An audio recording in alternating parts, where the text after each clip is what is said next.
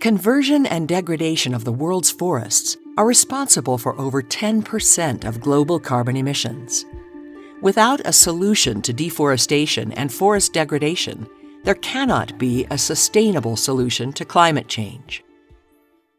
Under REDD+, reducing emissions from deforestation and forest degradation, developed countries will provide results-based finance to developing nations for reducing emissions from their forests. To receive results-based finance, developing countries have to have in place 4 key elements. These are 1. A national REDD+ strategy or action plan, 2. A forest reference level, 3. A national forest monitoring system, and 4. A safeguards information system. The UN REDD program assists partner countries to exchange knowledge on how to develop these elements.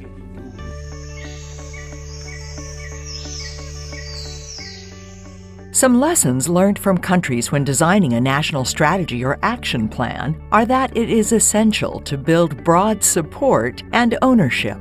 Drivers of deforestation and forest degradation go beyond forests and forestry, so a wide range of stakeholders need to be engaged to address them. REDD+ should be communicated in ways that make sense to people. Pointing fingers at drivers should be avoided. REDD+ should be presented as an opportunity, not a threat to all stakeholders. The best way to ensure synergies based on Ecuador's experience is by involving sectoral stakeholders and other actors at different government level on the design and formulation processes of policies and measures. Making a business case for REDD+. Unless the national strategy or action plan is firmly grounded in socio-economic reality, it may not be acceptable, implementable, viable, or sustainable. Making a business case is a challenge, but it is critical in building support for REDD+ and shaping a country vision for REDD+. It's important to think strategically about what can be done, how much it will cost, what are your resources to maintain what you're doing in the long run. Analysis of drivers and barriers. Any analysis must include the underlying drivers and a coordinated package of policies and measures.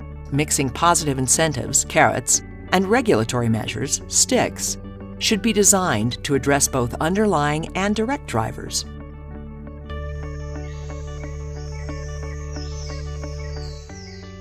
When preparing a forest reference level, FRL, a country needs to consider definition of forest. Land which does not fall under the national definition of forest will not be considered as part of the FRL. The definition used for the FRL should be consistent with existing national definitions. If a new definition is proposed, implications of cost and accuracy of measuring changes in forest cover need to be considered.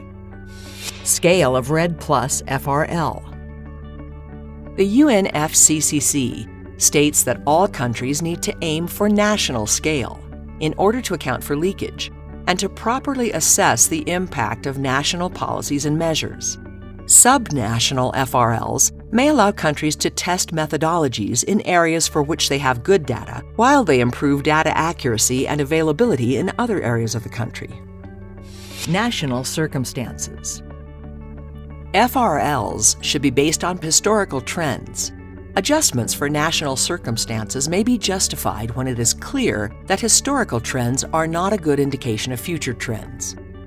For the purposes of accessing results-based finance, countries will need to provide a very robust, evidence-based rationale for such an adjustment.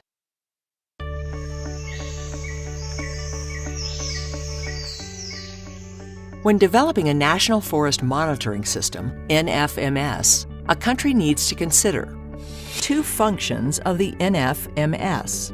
These are A. The measurement, reporting, and verification, MRV, of greenhouse gas GHG emissions or removals from the forest sector, and B. The monitoring of the implementation, results, and impacts of specific policies and measures. Guidance and sustainability for MRV. Countries are advised to follow the guidance of the Intergovernmental Panel on Climate Change, IPCC, so that the results from all countries are comparable.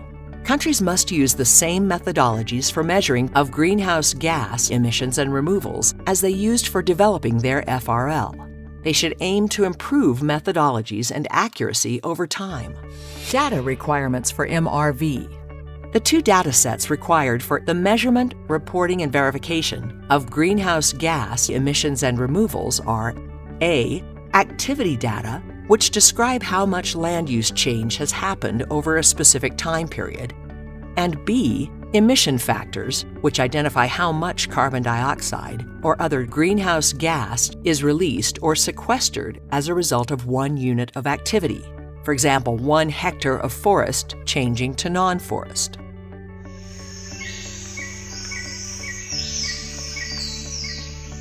When developing a safeguards information system, a country should consider the country-led safeguards approach. REDD+ safeguards should be interpreted in the specific national context, including the country's selection of REDD+ activities, the identified drivers, and the relevant policies and measures, rather than deal with safeguards in isolation. Operational cost is an important aspect of designing a sustainable system. A long list of indicators will be difficult and costly to monitor in the long run. The advice I'll give to the countries is to align their safeguard information system to the national agendas relating to environment, forest management, as well as sustainable development goals. Assessing existing policies, laws, and regulations, PLRs, against the REDD+ safeguards. A thorough analysis of existing PLRs, including assessments of their implementation and enforcement, can help identify how existing policies and measures may ensure that the safeguards are being addressed and respected during REDD+ implementation, as well as identify possible gaps. Countries have, fortunately, of course, laws, they have policies, they have regulations, etc., that already are addressing many of the things. The Safeguards Information System, SIS. Cost and practicality are prime considerations in designing an SIS, and using examples and experience from other countries is valuable, taking into account that the same solution will not fit all. I think we need to consider the capabilities and resources availability in developing the SIS, and also we need to have strong commitment, sense of ownership, well-shared responsibilities, and even passion to keep the system sustainable. The UN REDD program in Asia Pacific also supports knowledge exchange and capacity building through training events and development of communication materials at regional and national levels.